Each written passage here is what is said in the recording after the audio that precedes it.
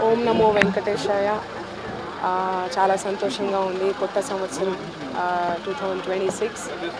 ఈ సంవత్సరం ఈరోజు వైకుంఠ ఏకాదశి చివరి రోజున వైకుంఠ ద్వారం ద్వారా దేవదేవుడైనటువంటి వెంకటేశ్వర స్వామిని దర్శించుకోవడం చాలా సంతోషంగా అనిపించింది.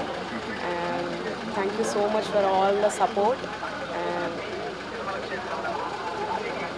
వెంకటాచల నిలయం వైకుంఠపురవాసం, వెంకటాచల నిలయం వైకుంఠపురవాసం, పంకజనేత్రం పరమ పవిత్రం, శంఖచక్రధర చిన్మయ రూపం, వెంకటాచల నిలయం వైకుంఠపురవాసం.